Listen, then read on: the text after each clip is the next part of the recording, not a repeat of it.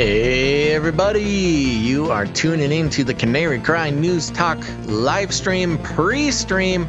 Welcome. Let's see who got it. Gazzle and Bonds with the first comment of the day. Congratulations, Gazzle and Bonds. You're our winner for today. And runner-up, we got DDMC coming in on YouTube. Well, everybody, thanks for being here. Remember, you're going to want to follow us on multiple locations, especially after the YouTube massacre. You're going to want to follow us on a place such as twitch.tv/CanaryCryRadio. And that's twitch.tv/CanaryCryRadio. Make sure to follow us there. Turn on notifications, because you never know when we're going to disappear from your favorite platform. All right. Make sure to do that. Make sure to get your snacks, folks, because it's time to settle in for some Canary Cry News Talk. All right. Getting ready to go here. Get ready.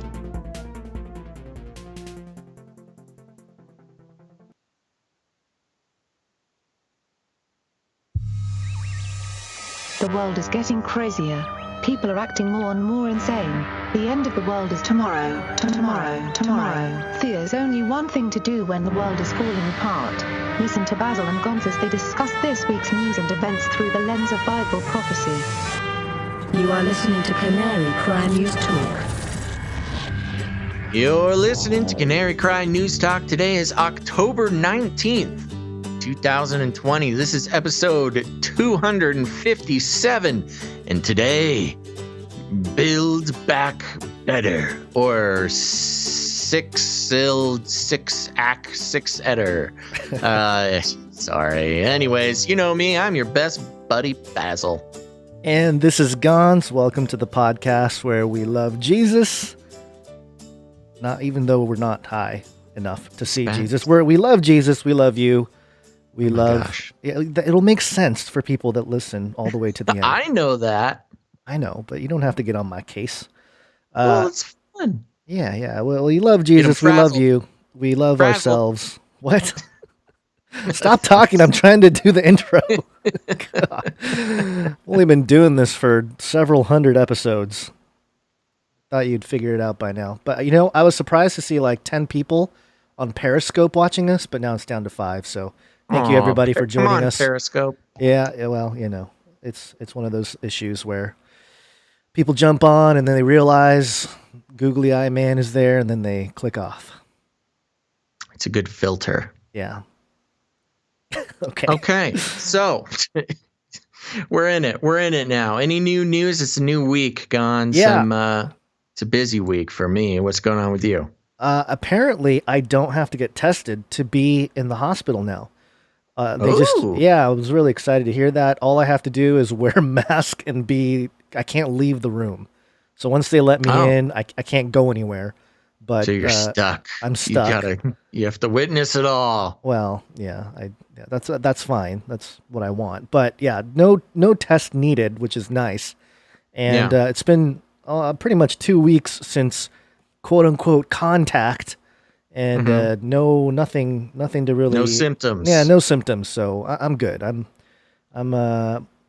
think I have the strength internally with my body.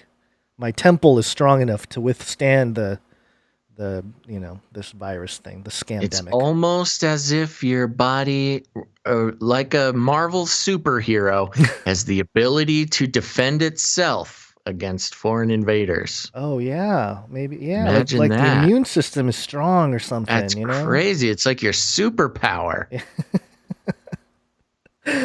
Works much better than masks and the vaccine. I'll say that. So far. That we know of, Gons. You won't get a spine infection from your own immune system, so that's good. Yeah, I won't be getting an unknown disease or whatever it was that stopped the whole Johnson & Johnson Johansson Johnson and Janssens. Yeah. Anyway, what about you? You got anything going on before we jump in here? Oh, just the same stuff. Busy, busy, busy. I got a cat running around the office right now, so we'll see. They'll probably make an appearance. We'll see if that happens. That'll be fun. I'm really excited. We got some great art coming in for the show today. We got some great stories. And of course, though, when things are great, we have a hard time limit. So we're going to need to get out of here by 4 Pacific Standard Time, people. Yeah, that's so quick. Pay attention. Don't go anywhere. Yeah. And just real quick, again, we're very lucky not to be swept up in the cancellation and the deletion of YouTube channels.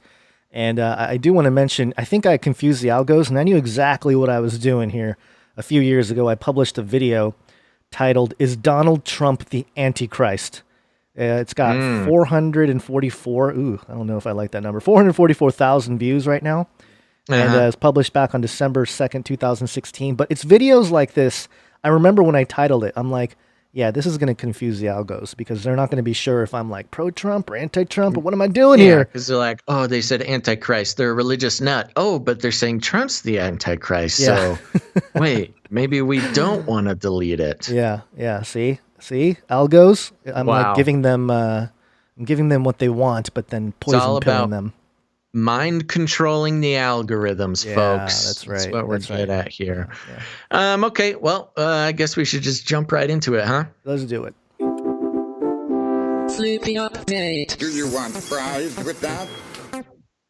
Okie dokie, folks. It's the Flippy update. And if this is your first time watching or listening to the show, let me catch you up. Flippy is the colloquial name for the disembodied robot arms that are taking our jobs, enslaving our children, and flirting with our spouses. We use talking about Flippy as a conversation to talk about just generally how robots and artificial intelligence are taking over the world, and there's nothing we can do about it.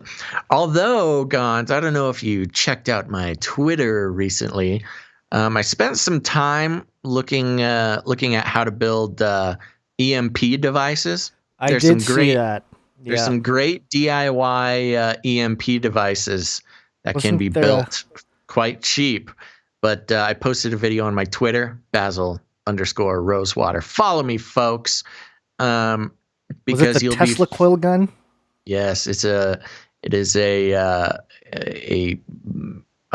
what is the word I'm looking for? I don't know. Handheld. It's a handheld Tesla coil gun, and it's kind of connected to a backpack for power, and it is really cool. I don't know. That's a little bit extreme. That one might be a little expensive, but don't worry. When the robots come a knocking, the EMPs will start a rocking. But that's not what we're talking about today. Today we are grabbing a story from robotics.news, and the headline is titled "Japanese Convenience Stores Using VR-Controlled Robots to Restock Shelves." Yeah. That's right. This kind of is all wrapped up in sort of our virtual reality exploration as well as the new economic model of nobody having to leave their house, even to go work at a convenience store. That's right. Here we go. 2 Japanese convenience stores have adopted a 7-foot-tall robot to restock store shelves. The robot, controlled remotely using virtual reality, addressed concerns over social distancing for human employees in the workplace and Japan's impending critical labor shortage. Japanese robotics company Telexistence. Telexistence is responsible. Before you go on, in Japan, when they talk about like online or mobile or remote, they just call it tele. Yes. Like teleport. Yes. Yeah. So we've got remote existence, Gons. Japanese robotics company Telexistence is responsible. Not only did they create and manufacture it, but they're responsible for the robotic stock clerk dubbed Model T after Henry Ford's famous automobile. The 7-foot Model T possesses a wide range of motion necessary for lifting and moving products around. It is connected to a human operator remotely, manipulating the robot using VR with a lag time of only 50 milliseconds between the robot and the human controller. Convenience store chain Family Mart has partnered with Telexistence to deploy the Model T robot for replenishing shelves. The company expressed its intent to create, quote, a completely new store operation by making restocking work automated and remote, saving a huge chunk of working time as a result. Quote, by introducing Model T into stores, Family Mart store staff will be able to work in multiple stores from a remote location, which will help solve challenges around labor shortage and help create new job opportunities. The company said in a statement. It also added that adoption of Model T will lead to the reduction of human-to-human contact. Oh, please reduce the human-to-human contact to help prevent the spread of COVID-19. Sorry, I got cat hair in my mouth again. In Family Mart's pilot program, an operator logs into a VR terminal from Telexistence office and remotely operates a Model T installed at a store 5 miles away. The robot will restock plastic beverages at the back of the store, which largely comprises the workload in convenience stores. For the meantime, Model T will then move on to handle other popular food items such as rice balls, sandwiches, lunch meal boxes, once its speed and accuracy are verified. The company hopes to deploy Model T in up to 20 stores by 2022, with the end goal of putting one in every store location. Family Mart is no stranger to automation. Prior to its adoption of Model T, it tested its self-checkout systems in 2006, way before the concept became ubiquitous in the West. And that's how it works, folks. It starts in Japan, all of these technological advances, and then a few years later, it becomes the new normal. Of course, if you visited a Walmart or really, well, pretty much every large retailer now has self-checkout. And we've been talking about for years now, at least 2 or 3 years, the movement towards teleexistence, I guess, where VR can be used to control factory working robots and things like that, where it's not quite automation. You're not relying on AI and just an autonomous robot to do the work, but you have people sitting at home with their VR set on, going to work at the bread factory. And this has all sorts of implications when it comes to sort of the lifespan of working, where, usually you try to retire by whatever, 55, 60, 65, 70 in some cases. You're trying to retire. Well, if you can work from your hospital bed with just a VR helmet on and go restock an entire convenience store, then you can keep human beings working forever, because that's what we're brainwashed into thinking all we're good for. So here we go. This is really the first broad commercial use of this remotely controlled working environment. And again, this isn't just working from home, on some sort of desk job or, everybody on customer service lines are all working from home now. I mean, you are controlling a 7-foot robot doing, real labor. And in this case, in the case of this convenience store, I mean, really, you just need like maybe 1 or 2 guys and or girls to just log in and go from store to store. You stock the shelves in one store, log out of that robot, log into the next store, stock that store, log out there, log in the next one. You really could have one stock boy for 20 stores. And he'll get really good at those robots. So I think, it's still kind of a depressing idea that they're trying to keep us working for our entire lives, even if we're in the hospital or in some sort of convalescence.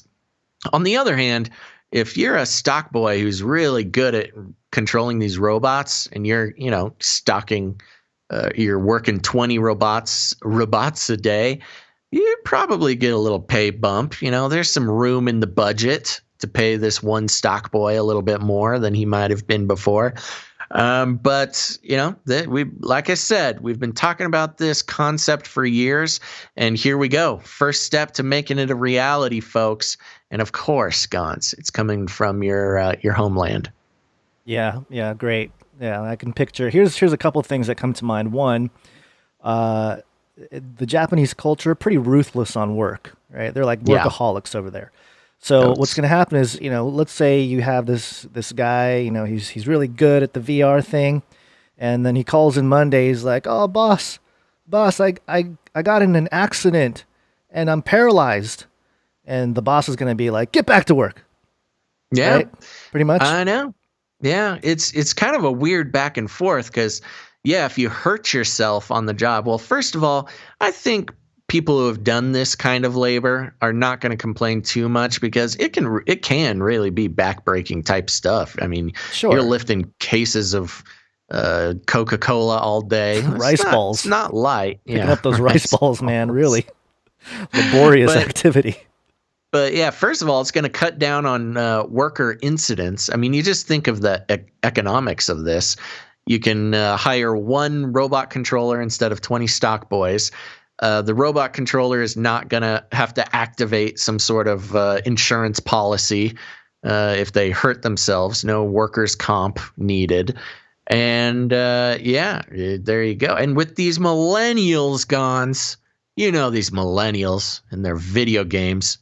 You know, the stock boy is no longer having to get a real job. He's basically just playing a convenience store stock boy video game all day long. Well, the other thing is if the robot like messes up, you know, and you drop something, is the boss going to yell at the robot? Blame it on the bot, man. Yeah. Everyone's going to blame the bot. This is moving towards personhood of the robot. At least for a while. You'll be able to pull this off for a while. Right. While it's still kind of new technology and, you know, training is still new. Yeah, Stockboy destroying a couple pallets of bottles of soda is going to be able to get away with blaming the robot for a little bit. This is the beginning of a really bad science fiction film. You know, you got one of these worker robots becomes sentient or, you know, has a crush on like a worker robot, and then they take down the warehouse. Ooh, yeah, you know what? A strike where people will log into their robots, their working robots, and they could really cause some damage with those suckers. Or just a hack, you know? If there's, let's say there's like 100,000 of these robots all working around Japan, and somebody decides to hive mind them and hack into them, and then, you know, you're like, hey, get back to work. And, you know, they turn around and they go, I'll keep you warm and safe in my people's zoo. And that's the movie. It's there. Well, you know, even outside of the hive mind idea, this really does cause a strange, speaking from the perspective of maybe the convenience store owner, it does create kind of a strange separation between you and the employee. Because, yeah, who do you yell at? Yeah. If you yell at the I mean, they could just mute you or something from their VR headset, you know? Or like if the robot, you know, if you control the robot to like hit back on the boss, you know? But I would imagine owner... Or some serious violence with a 7-foot robot. Well, that's what I'm saying. But I would imagine the owner would be the first to be behind the VR headset, and you know he'd be like the big daddy robot, you know, making sure everyone's doing their job. Big daddy robot. He wouldn't walk in there all human, you know, and like 5'3". He would control the rail-mounted, ceiling-mounted slave driver robot that would just swoop down. Yeah. It'll come down from the ceiling. You are not complying, and then robot war. Yeah, and then the employee is like, why are you talking like that? You're a human. You're just controlling a robot. It's going to your head, man. It's all happening.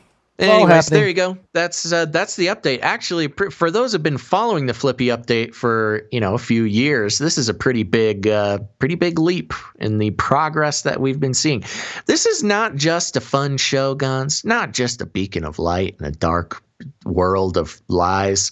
it's almost like a historical archive of the progress of this type of thing. I don't know if anybody else is really keeping such a close eye on this in future, as our British listeners would say.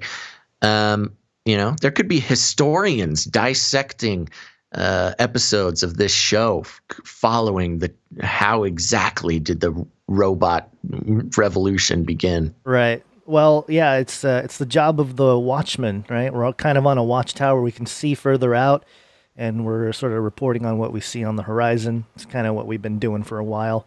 Yeah. But, it's funny, too, because as you mentioned, Japan, they're just like, flipping burgers, please. Let's have them pick up rice balls. Let's just get straight to the heart of the situation here. Step it up. All right. We got a bunch of updates to get through here. Are you ready? Yeah, I do want to say real quick, if you're watching on YouTube, wherever you're watching, press the like button, hit the thumbs up, hit the subscribe. Again, we're trying to mind control the algorithms to share the show out. And we just went through a whole algorithm training course and how we can keep getting the word out. So press like, press subscribe, share it out, share it on your social. Now's the time. Share it now so people can watch it live. Have you not watched YouTubers recently? You don't hit the like button. You smash it. Oh, smash. You I don't really do a whole lot of YouTube. Destroy it. There's all kinds of other language being used for that. I just watch YouTube if I need a quick lesson on how to drive a forklift or something. Yeah, it is a very handy tool with all the how-tos. But all right, here we go. It's utility. It's utility, not entertainment. Yeah, and soon you'll just be able to download it straight to your brain, googly eyes. That's right. All right, here we go. We interrupt this broadcast to give you a brief update. By the end of this timely interruption, you will be thoroughly updated. 33 is the number of completion of the Great War. 33 is the Illuminati dog whistle. We see it being used in all kinds of stories, including today's couple of them today. ADN.com. This is Anchorage Daily News. 33 inmates at Fairbanks Correctional Center test positive for COVID-19. What's up with these correctional centers and like jails always having 33 people test positive? This is like the third time we've seen it. Yeah, I know. They just keep reporting right when they hit 33, and it is a lot of prisons and jails and stuff. It's crazy. Very bizarre.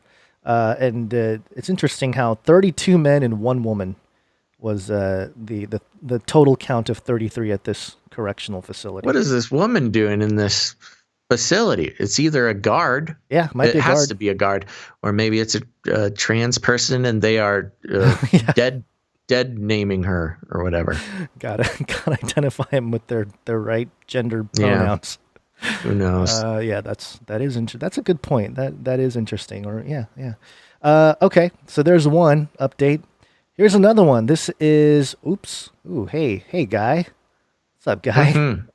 This is StabroicNews.com.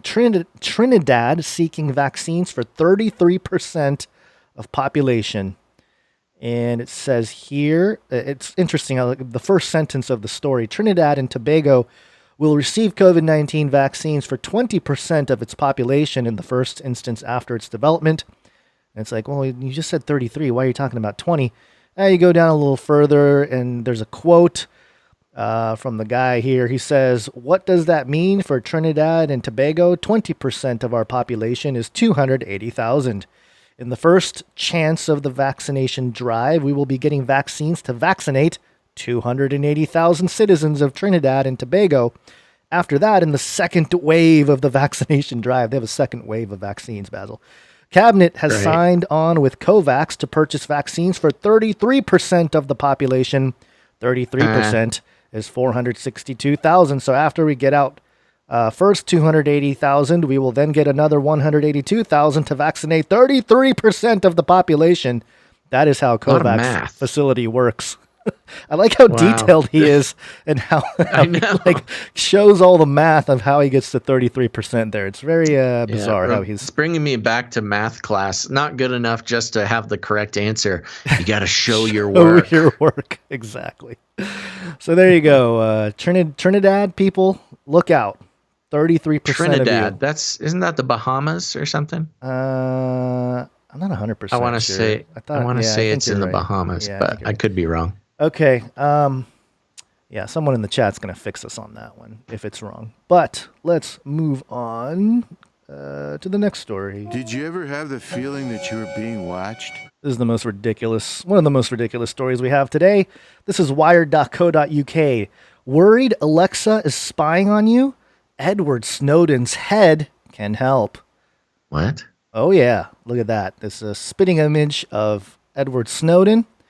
The hardest thing about creating a scale model of, Edward Snowden's head is getting the glasses right. This is echo chamber of life-size replica of the NSA whistleblower's head with a copper cylinder hidden inside. It's designed to sit over a home voice assistant, such as Amazon Echo or Google Home, and block it from hearing you and connecting to the internet. Here's my thing.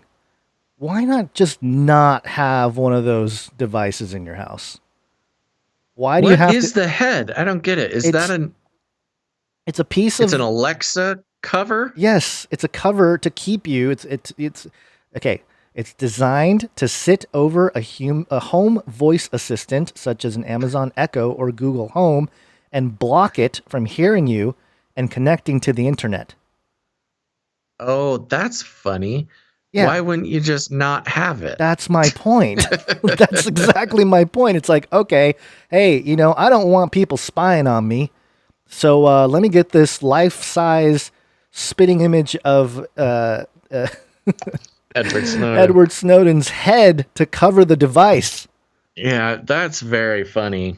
Yeah, that's weird. You'd think if somebody is, I feel like the core demographic of this product wouldn't have an Alexa in the first place. Yeah, but they're really. What do I know? This is really a bad research being done here. It's pretty funny. I would get one if I had an Alexa, but of course I don't because I'm a sane human being. Yeah, but then, okay, imagine if you're an Alexa user. I am not, but, I've been into some homes and I've been like, I don't know about you people.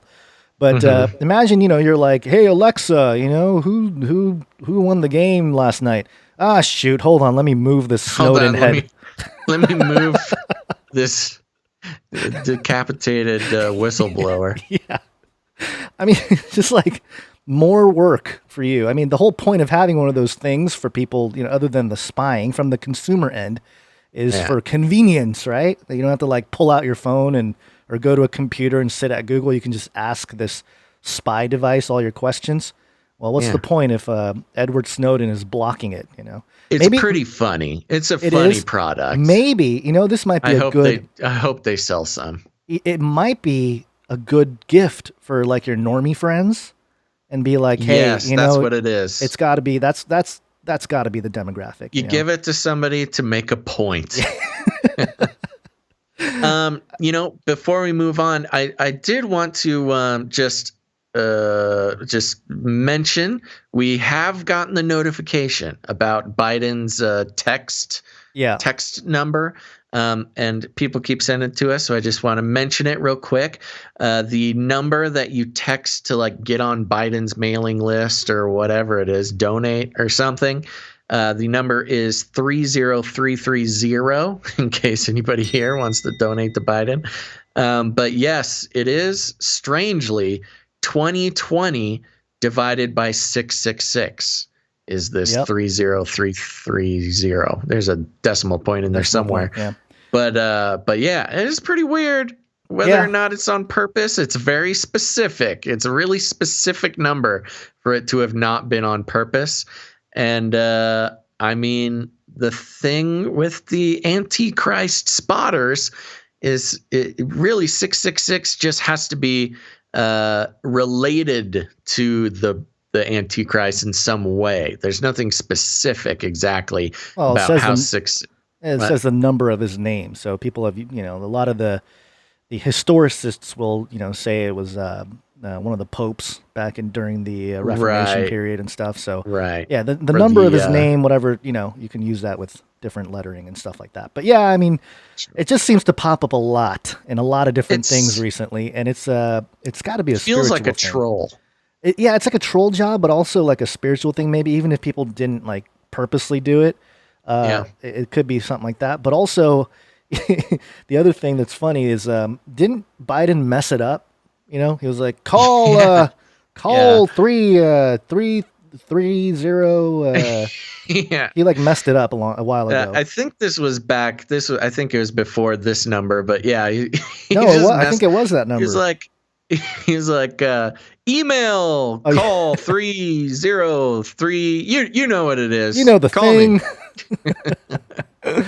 I have hairy legs. Okay. Yeah. All right. Continue. Very good. So yes, being watched. If you have some normie friends who have an Alexa or a Google Home or something, make a point, get a Snowden head to put on there, but make sure you stick a Canary Cry News Talk tag on his forehead or something like that, so they know, where to go with that. Yeah.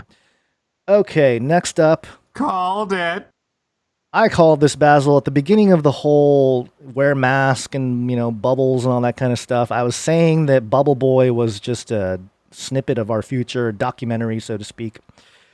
This is dailymail.co.uk. The future of concerts. Members of the Flaming Lips and fans rock out inside plastic bubbles during bizarre socially distanced show. And I'll just read the bullet points here. Footage from the performance shows people inside 100 inflatable orbs. The event in Oklahoma City Monday was said to be a test run for future concerts. Frontman Wayne Coyne shared a clip from the show and the deflated bubbles. Quote, that barrier is still there. They're protected and you're protected. That's part of it. That part of it is what we really felt like was a success. And there's a photo here of great success of just I don't know. It looks like a bunch of slaves inside, little cell balls or something. Kind of looks. Oh, I wonder, could they move around like Bubble Boy? Kind of looks that way, huh? Yeah, a little bit. That would be fun to just, if you're in there, just full on haul into the crowd in your bubble, start bubbling people around. It's like a mosh pit. It is a mosh pit. A safe mosh pit. I guess, but it looks so ridiculous. It is pretty ridiculous. It reminds me I don't of, know. It would be fun. I don't like the new normal aspect of it, but I'd roll around in there. I could see it. It's a Flaming Lips concert. People are, imbibing all sorts of things. I'm sure one guy hotboxed his little bubble there and missed the rest of the show. Or like if you have a knife or something, you're like, oh, because I think there's a picture of the one picture I'm looking at now. There's a guy on the far right. Looks like his bubble's a little deflated. That would be actually terrifying if your bubble deflated and now you're just trapped in a plastic trash bag. Ooh, yikes. What's that movie? Oh man, I'm totally forgetting the movie now. Where the bassist is trying to come out of the it's like an egg-shaped thing. He can't get out. You thinking of Spinal Tap? Spinal Tap. Thank you. Yeah. I don't know if I don't remember that part, but I'm just it sounds like a Spinal Tap thing. Yeah. The bassist, they're inside these these eggs or whatever, and they're supposed to come out of the eggs, but the bassist can't get out. Like the whole song, he can't get out of it. And then he finally gets out, and then as soon as he gets out, he has to go back in because they all return to the bubble. But it just reminds me of that. I mean, there's, again, all the satire and all the stuff we used to make fun of and joke around. It's all becoming real. Yeah. I don't know if I like it. The simulation is glitching. It's glitching for sure. Okay, we always talk about all the negativity going on with all the stuff, but this one, depending on how you look at it, somewhat positive, I would say. Assimilate this. This is a story from Bloomberg.com. Thai protesters ignore crackdown to rally for fifth day. And this is people in Thailand, thousands of protesters calling for the resignation of Prime Minister Prayuth Chan-o-cha's government and reform of the monarchy, filled a busy traffic intersection in Thailand's capital city on Sunday, ignoring a ban on gatherings and threat of crackdowns by the police. And demonstrators braved rain to gather around Victory Monument If you look at the Victory Monument, Basil, what does it look like? Do you see it on the screen there? Oh, sorry, I'm not on the thing. Okay. Wait. No, an obelisk. It's an obelisk. Yep, of Classic. course. So the fact that they're protesting it, good job, Thailand. But also, if you scroll down, if you keep scrolling, there's more pertaining to our particular situation here. There's a big statue, or I don't know, like a thing of a T-Rex, and people gathered around. This is like your kind of people, Basil. Maybe you should go to Thailand and like speak through the dinosaur or something. I'm Googling something to make sure I know something before I say it. Ooh, big T-Rex. Oh, I like that. Yeah. I want it to be a robot that I can control, though. Yeah, I know. Okay. So, I mean, yeah, good job, Thailand people, ignoring the whole, I'm sure they're going to get the Thailand, big spike in COVID-19, all that kind of stuff. But at least they're pushing back. Before we move on from the Thailand topic, yes, this is him. Okay, so I just read a thing a couple of days ago. I found it here. Los Angeles Times. The world's richest king, his mysterious fortune, and Thailand's protesters who want answers. So Thailand's king is actually the richest king in the world. I think he's the richest man because he recently, when he just took over from his father, so the way they're set up is they have a monarchy, and all the monarchy's personal wealth was managed by, it was in some sort of corporate entity. It was like they managed the royal wealth for the royal family. When he became king, he canceled that program. He took all of the wealth out of the corporate setup and just put it all into his personal bank account. And it's something nuts. It's like $300 billion or more. I forget exactly what it is, but this is part of what's going on in Thailand. Is the king basically said, okay, I'm king now, and the way we have set up our monarchy that at least has some transparency to keep track on what the king is doing, he just destroyed it all and put all of the royal money into his personal bank account. He doesn't even live in Thailand anymore. He lives in Germany. He just bailed.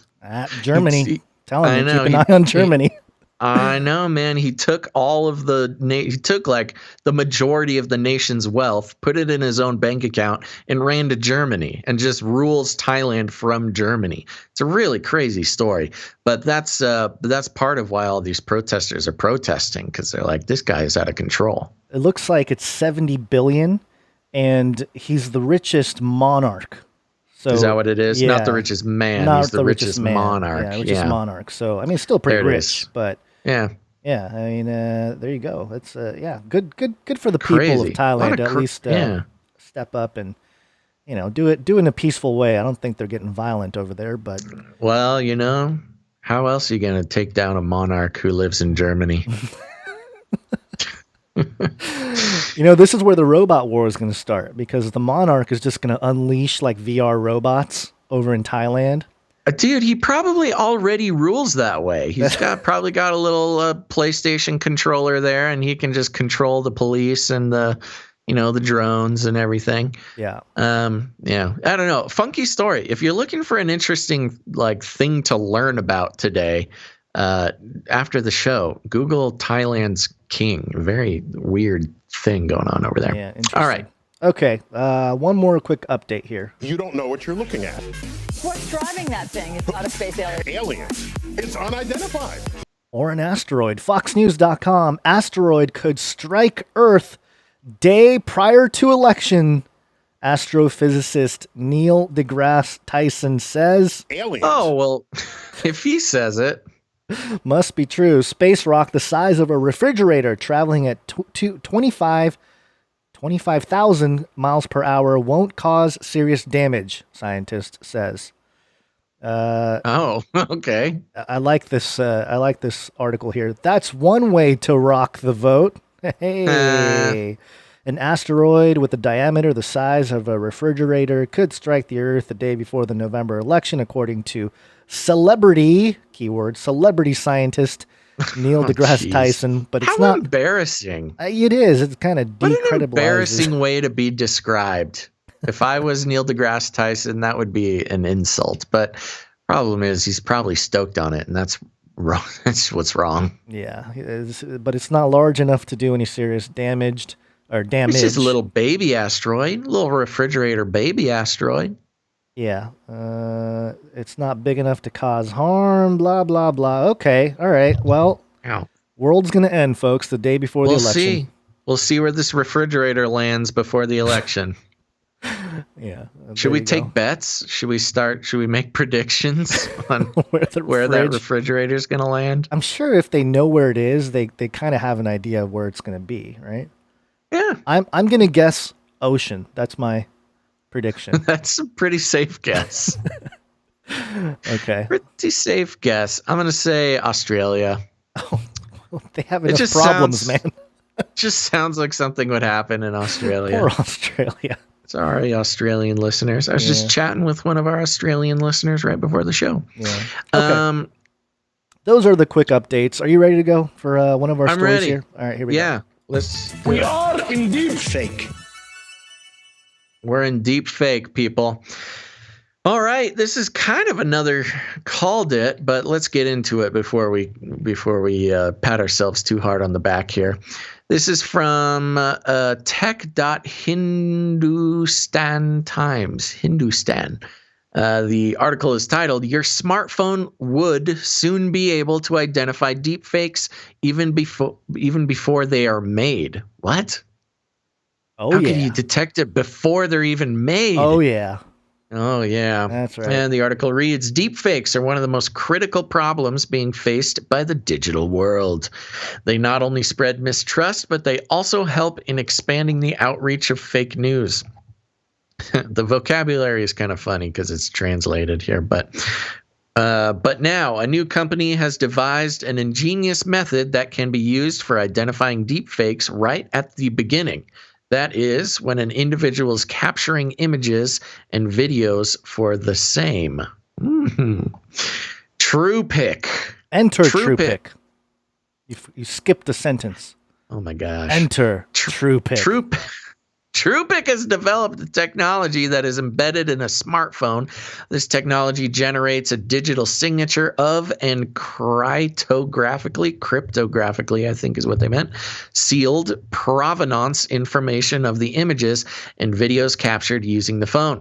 This technology authenticates information such as 3D depth map, date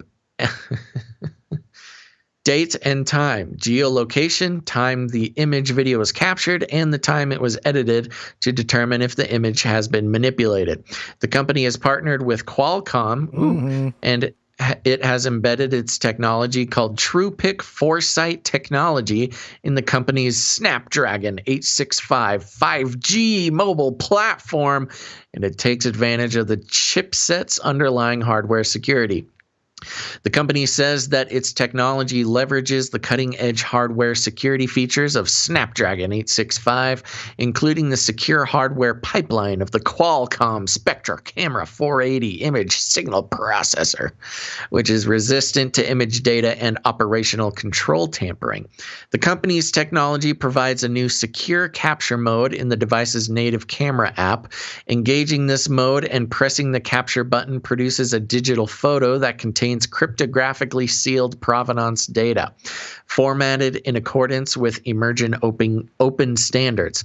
The data allows a recipient to authenticate the pixels, date and time, geolocation, and 3D depth map that were securely acquired and sealed into the file at the time of capture. Quote, "This development paves the way for visual content consumers to determine the trustworthiness of photos and accurately discern authentic versus forged content," said Manvinder Singh, Vice President, Product Management of Qualcomm Technologies, said on the occasion. Notably, neither TruePic nor Qualcomm have revealed what all Snapdragon 865 powered smartphones will get this technology, and whether or not it will be able to. Whether or not it will be available. I know. I can't. I need to make this bigger. Whoa, too big. Okay. Whether or not it will be available on smartphones powered by other Qualcomm processors. Ultimately, it will boil down on the smartphone makers if they want to use this technology on their smartphones. Whew, we made it through. So this is their first attempt at fighting the deepfake epidemic. Okay.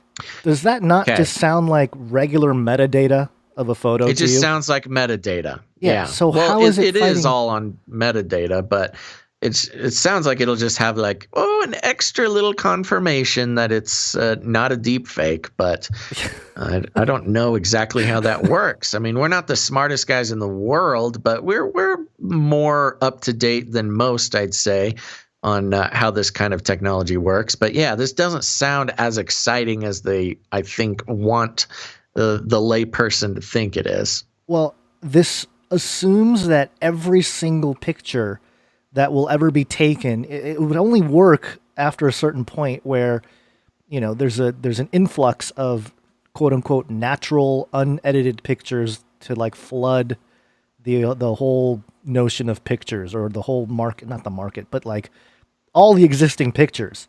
Because at that point it's like, okay, these 10 trillion pictures all have this metadata proving its location, blah, blah, blah, which, by the way, you can't hack that. You can't change that information.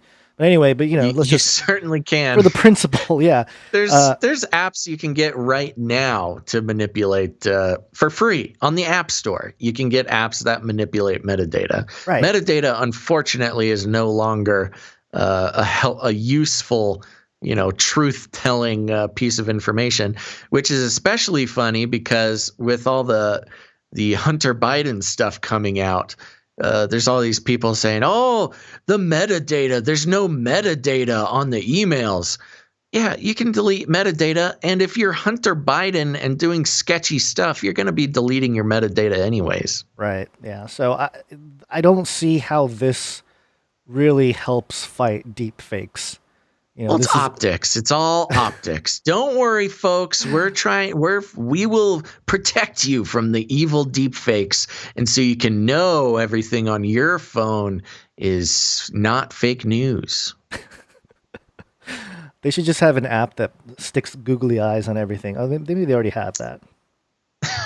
If not, it's coming soon. You've been Basilified. Yes, thanks to Googly Eye Software Productions. Yeah. Well, it's just something to keep track of with the whole deep fake thing, because we did read about a story a few weeks ago about how a company had, or I guess news agencies were receiving this technology that will detect deep fakes, and we were talking about how why don't they just give it to the people, not give it to news agencies so they can be the curators of truth when it comes to this stuff. And so they're like, oh. They listened to our argument on that, and they're like, "Good idea. Let's put out a product which is basically just metadata on photos, and give it to the people." So this is a ruse. It's a scam. Yeah, a ruse. A scam. Yeah, the only thing in their list of metadata, they mentioned date and time, geolocation, time the image was captured, etc. Those are all things that are already in metadata. Every picture you take on your phone already has all that. The one thing I haven't seen before was this 3D depth map. Yeah, I was going to say the depth map is the only thing that's new. But, I guess that if you're able to actually look at the depth map, that could tell you if something is a deep fake or not. Or edited, because if something's edited, the depth map will show it. Mm-hmm. So pixels won't align. But that's not even like new. That's not new technology. That's just, they're just saying that they're adding the 3D depth map to the metadata. Ooh, better watch out, deep fakers. The Snapdragon is coming for you. Maybe that's why it's a Snapdragon and not like. Have you heard of Snapdragon? Is this Do we have these? What company makes these? Is that an Android phone? Yeah, I think it's an Android thing. Oh, I thought they already had that in there, but I don't know. Anyway. And don't worry though, Gons, it's on 5G. So yeah, 5G Louise. Okay, next story here. We're gonna get right into this stuff here. Oh, it's the New World Order. It's here.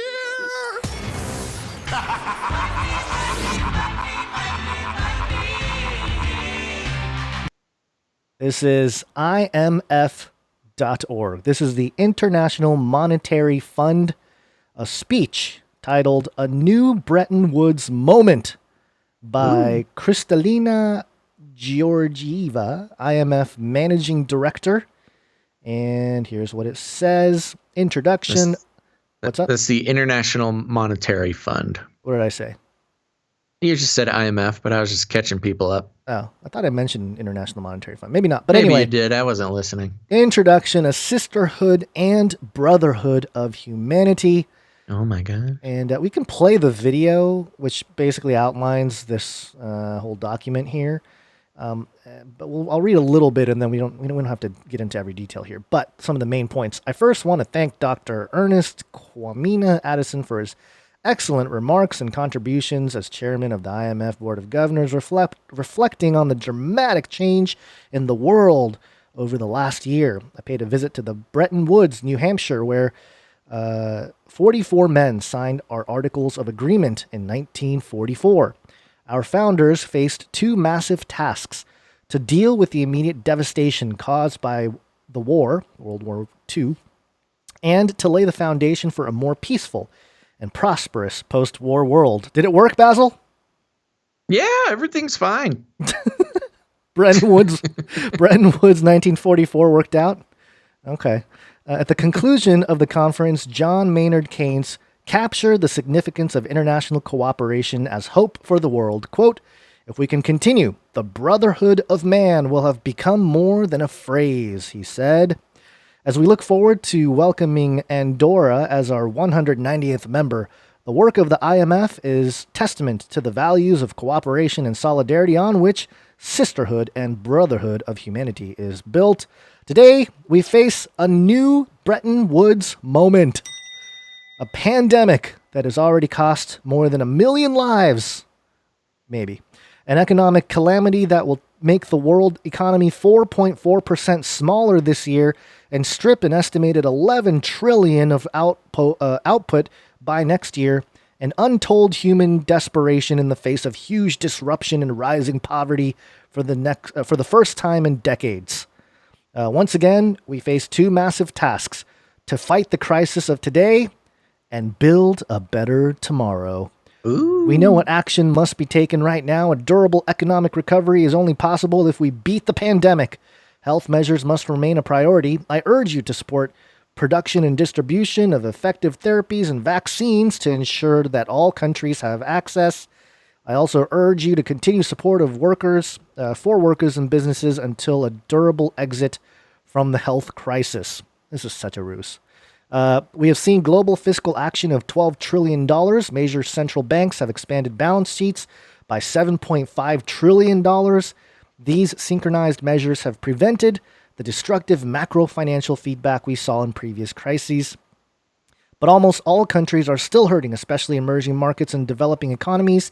And while the global banking system entered the crisis with high capital and liquidity buffers, there is a weak tail of banks in many emerging markets.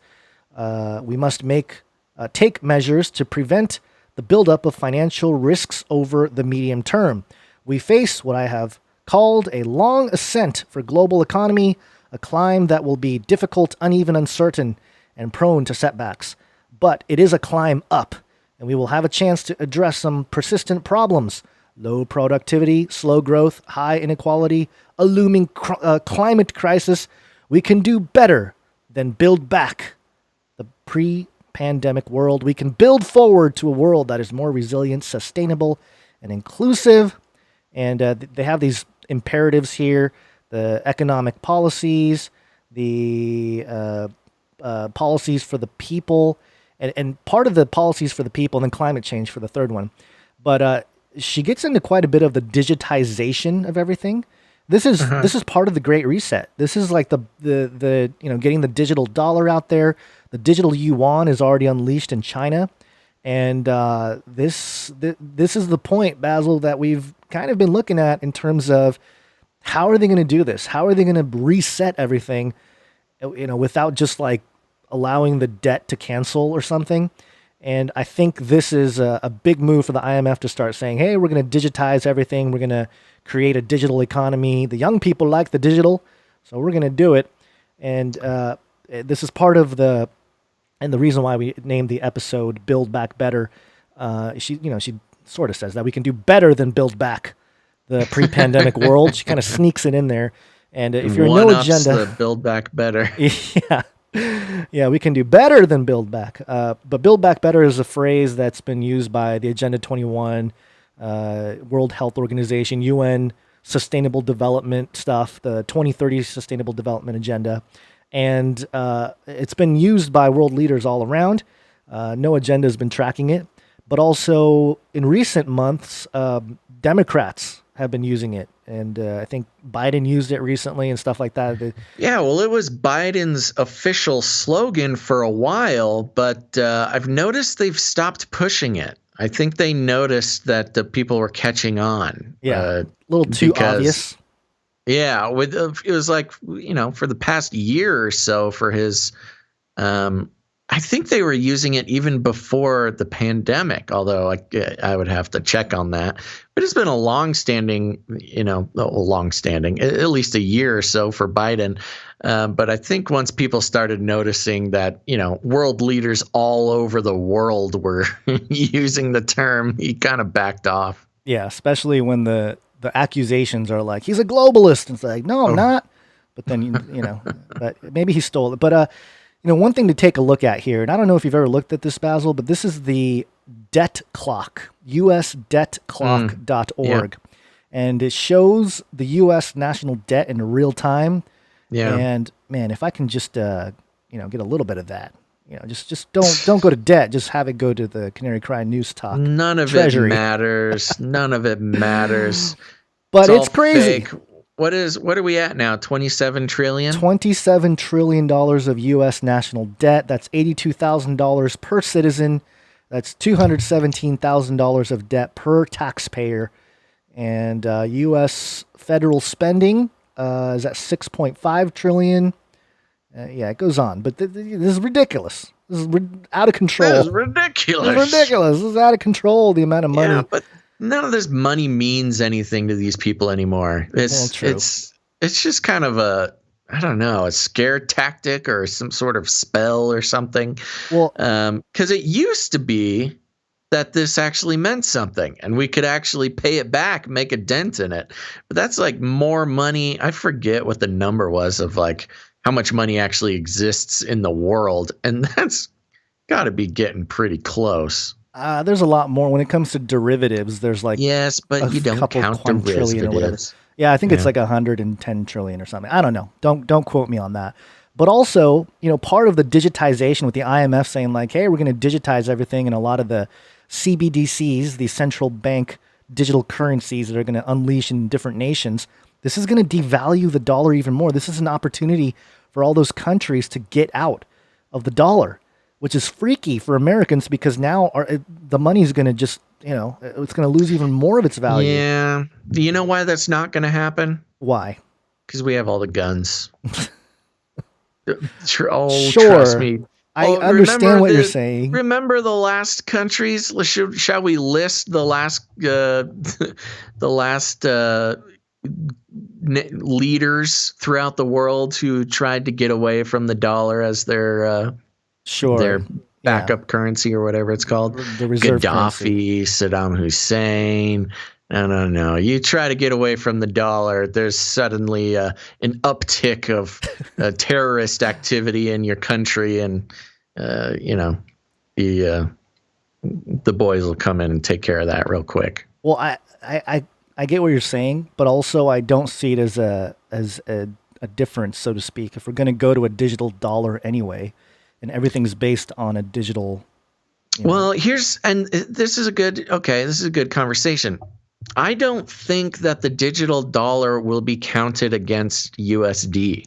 I think digital dollar is going to be a totally new thing. It's not going to be measured against debts, especially national debts that are based in USD. Yeah. Digital dollar is not going to become you've got the petrodollar already. That's its own thing. It'll be like that. It'll be like the difference between USD and the petrodollar. I've heard. Go ahead. They are kind of dollars, and they're all, created by the United States, but they don't necessarily coincide. Mm-hmm. I said it right. They don't necessarily coincide. Right. They may move together in certain directions, but that's the problem with this digital dollar nonsense is they're gonna use the digital dollar for all sorts of things. It'll be for COVID relief funds. It'll be for the UBI, the Universal Basic Income, that kind of stuff. And you'll have your digital dollar, but you'll also have your regular dollars as well. And the digital dollar will be respected, but it won't be as the USD will be like the gold, and the digital dollar will be like the silver. Yeah, although that's a bad comparison to make in this conversation, but you get it. Yeah. I've heard that because some people are saying, hey, we're going to go back to a gold standard. I don't see that happening. I know it's idealistic, but I just don't see it happening. But I've heard some people say that Trump is going to issue like a new bond, and that's what this digital dollar is going to be based off of, this new bond that he's going to create. That makes sense. And they've talked about the $1 trillion coin. Yeah. With Trump's face on it. Yeah, they'll mint a $1 trillion coin, and then digital dollars will be guaranteed against that coin. Yeah.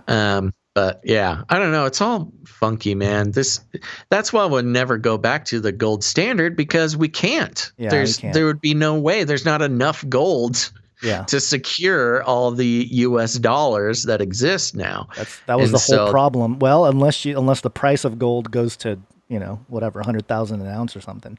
Yeah, but that's true. Yeah, that's part of the issue here. So yeah, just something to keep in mind. And this is a big deal for the IMF to come out and say it's a new Bretton Woods moment, and to suggest that it's similar to post World War II economics. It's like it's all part of the Great Reset. Yeah, part of the Great Reset, the Hegelian dialectic, problem reaction. Here's your solution. IMF coming in with a new Bretton Woods movement or moment, and we're gonna better build back. Better build back. Which it'll be better than building back. I pointed it out. Build better. I pointed it out on Twitter, and the reason why we have sixes instead of B's is that a lowercase BBB kind of does look like 666. I'm sure just a coincidence, though. We were talking about the number 666 popping up everywhere. Yeah, it did scare me because I realized when I was reading the title of the show at the beginning of the show, Build Back Better with the 666. Then I said, I'm your best buddy, Basil. Uh-oh. Antichrist confirmed. I can't deal with it right now, Basil. Out of control, man. You just exposed yourself. I'm going to make a video. Basil exposed. I know. I'm helping out the trolls and the Basil debunked videos. I'm doing the work for them. Yeah. How does it take him? Well, I shouldn't be helping you out with this. Come on, people. All right. Let's continue on with the show. Let's keep going. We have Cue the miserable, cue the desperate. What must I do to convince you people? You're right, Q. Epstein didn't kill himself. Okie dokie. So the Hunter Biden saga continues. More and more information coming out, and more information being teased as well. Now, I will say this next section will have this is just your disclaimer, your parental disclaimer. Nothing graphic or explicit, but it does deal with sensitive topics. So there you go. I'll give parents and sensitive listeners a second to make their choices. And I will be reading from Newsweek, who has been the progenitor of this story and the continuing saga of Hunter Biden here, but the title is From Child Porn on Hunter Biden's Laptop to QAnon Conspiracy Theories Pollute 2020 Elections Final Weeks. Okay, so we like to keep an eye. This is going to be a series of articles, but we like to keep an eye on how, people who explore the alternative narratives, not just gobbling down the main narrative, how they're being represented and talked about in the mainstream, because it's very helpful to know how people who might consider you an enemy, how exactly they are thinking of you, or what info they're working with. But this gets a little squirrely, so let's just jump into it.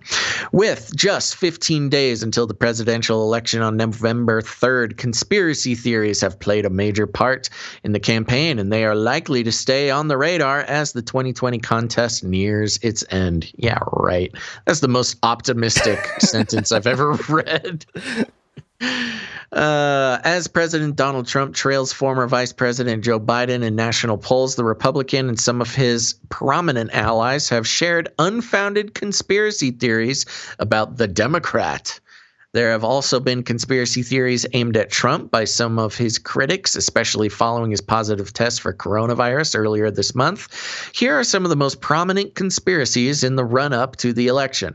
Child porn on Hunter Biden's laptop. The most recent conspiracy theory to hit headlines focuses on Hunter Biden, the former vice president's son, and what the New York Post described as smoking gun email on a laptop obtained by former New York Mayor Rudy Giuliani. The conservative radio host Wayne Root claimed without evidence in a tweet shared tens of thousands of times that Hunter Biden's laptop contains video of him sexually abusing Chinese children.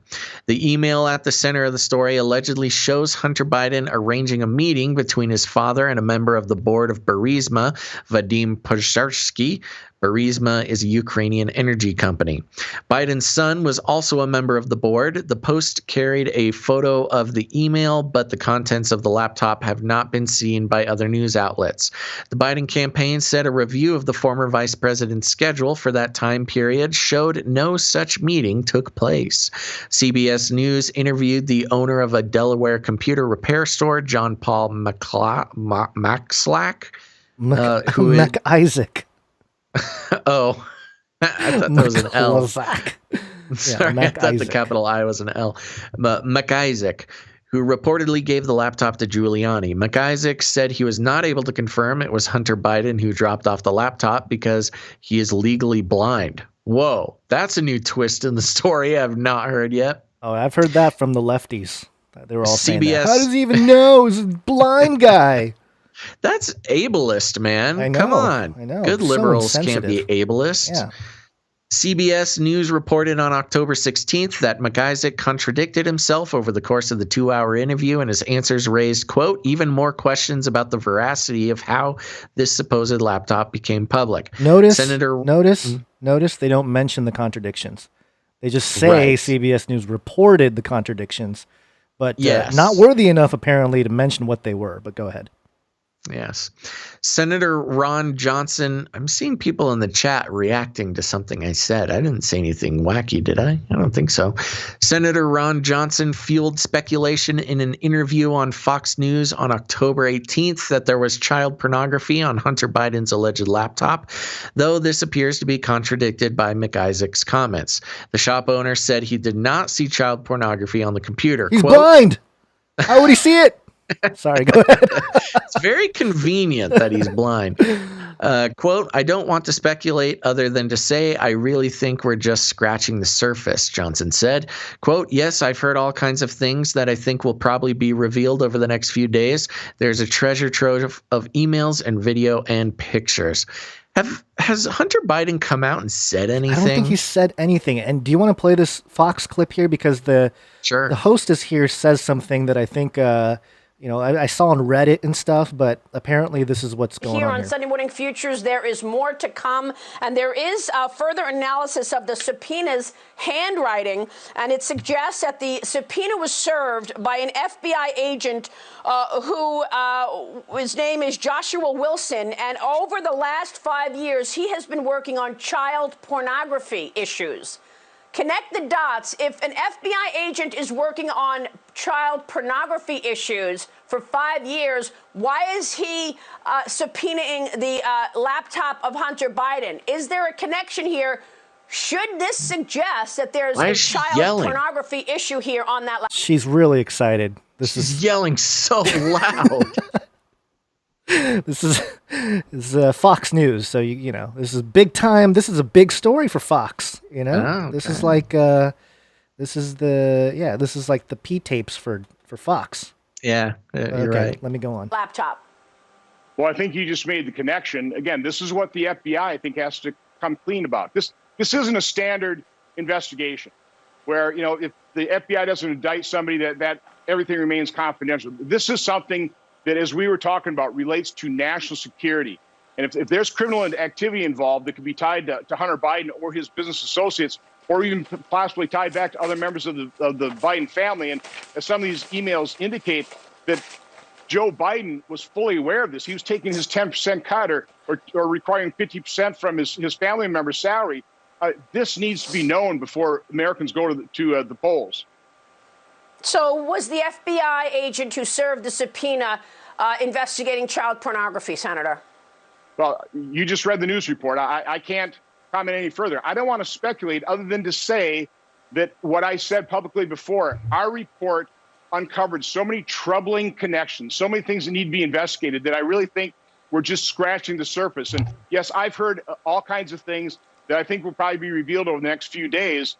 There's a treasure trove of emails and video and pictures in not only the purported computer of Hunter Biden, but now we've got the co-conspirator, Bevan Cooney, that also starting to reveal information. I guess we're probably going to just find more information every day over the next couple of weeks. So there you go. That's the report from Fox News anyway. And yeah, it seems to suggest that, the FBI agent who looks into CP was the one that subpoenaed the whole situation, the laptop and the whole deal. Right. So yeah, that interesting. Again, not totally confirmed, but I wouldn't be surprised if that's what's going on here. You know what would just shut this all down, Gons? If Hunter Biden just came out and denied something, then we could all just get on with our lives and would have to stop asking the tough questions. Well, not only has Hunter Biden not come out and said anything, but I think from what I've heard, the lawyer, like the Biden lawyers, came and asked for the hard drives. Like right after this New York Post story, the New York Post story came out, and they're like, "Hey, can we have those hard drives?" And that's a horrible look. What a horrible look. Yeah. Well, technically, they are legally. Well, I don't even know if they are yet. If there was going to be a case, if he was charged, if they charged Hunter in something, then the lawyers would be, required to have the evidence handed over. Right. Because you're allowed to see what evidence is being brought against you. But, of course, you got to think, well, if there have been no charges yet, I don't know. I mean, it's so sketchy. It's like top level issues that, of course, Biden could shut down and has been. And of course, you haven't had any almost anybody from the Democratic Party that I've seen even mention this, because the second that they deny it, then it makes it real. The second they say anything, then it makes it real. If they don't address it at all, then you can just call it a conspiracy theory. Right. Why would I even address a conspiracy theory? All right, let's continue. Okay. QAnon and the deep state. One of the most prominent conspiracy theories surrounding the president is QAnon. Those who ascribe to this theory believe there is an international cabal of satanic pedophiles and that Trump is secretly fighting against them. QAnon followers also believe there is a deep state working against the president. The movement originated on online message board 4chan. It's an image board, not a message board. Get it right, Newsweek. when an individual identifying themselves as Q claimed to be a government insider sharing information about what was secretly happening in the U.S. government and claiming prominent Democrats, such as former Secretary of State Hillary Clinton, will be sent to Guantanamo Bay. The conspiracy theory is entirely baseless, but Trump has refused to formally denounce it. During an NBC town hall on October 15th, he was asked directly about the movement. Trump said he did not know much about but they're, quote, very much against pedophilia. Some QAnon believers welcomed the president's comments, with one prominent Twitter account saying he had given, quote, full and complete confirmation of the conspiracy theory. Last week, are you seeing this? Last week, not last. Come on, Newsweek. Come on, Newsweek. It's week, last like week. WEAK. Saw somebody in the chat mention that. It's a good one. Newsweek. Last week, Senator Kelly Loeffler welcomed an endorsement from a QAnon-believing congressional candidate, Marjorie Taylor Greene, while more than 20 Republican candidates on the ballot this year have expressed support for the conspiracy. Taylor, this is another kind of, I don't know if it's quite NLP, but it is manipulative reporting. They say here, while more than 20 Republican candidates on the ballot this year have expressed support for the conspiracy. They don't support the conspiracy.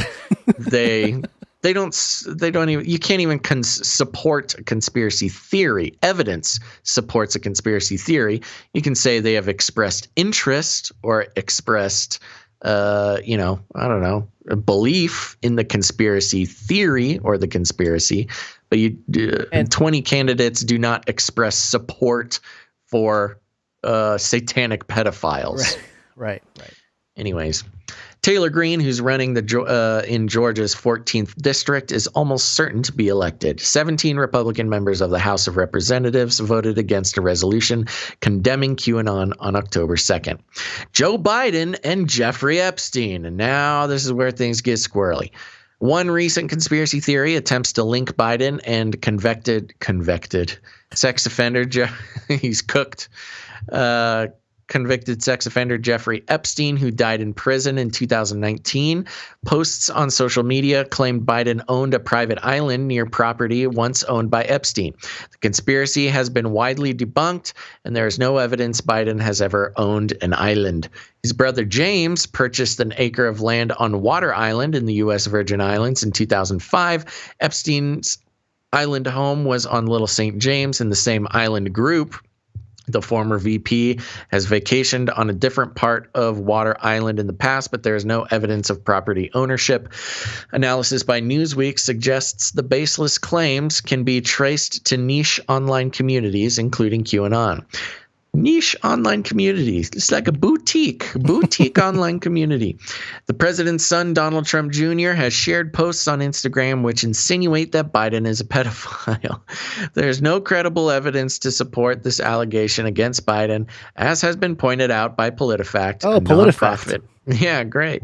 A nonprofit project by the Poynter Institute. Trump and COVID-19. Hold on, before you go on. No evidence, especially, Biden being creepy with a whole bunch of kids on film, and no evidence except for a bunch of videos and pictures of Biden being a complete creep. Yeah, and talking about how kids touched his hairy legs and he likes kids bouncing on his lap. Other than that, no evidence. But I do want to no biggie. I do want to touch on this real quick because this little rabbit trail was kind of interesting to me. Because this conspiracy theory has been widely debunked. That hyperlink goes to another Newsweek article here. Does Joe Biden own an island near Epstein's? Conspiracy theories spreads as election approaches. And it kind of goes over the same, basic info that was mentioned there. And here's what it says in the Newsweek article. Quote, this is not a quote, but this is a Newsweek article. There's no evidence that Biden claims are true. Fact-checking experts say. The tale appears to have been distorted from a Politico article published in January 2020, which said Biden's younger brother James had purchased an acre of land on Water Island in 2005 before selling a third to a lobbyist with ties to the former Veep, Scott Green. Biden previously vacationed at a different part of the island, but nothing suggests ownership. And again, this is PolitiFact, and they mentioned Reuters and a couple other fact-checking places. But here's what's interesting, okay? Because, you know, this kind of thing you can mention in conversations with normies and stuff, and they'll shoot it down. They'll say, no, it's not true, you know?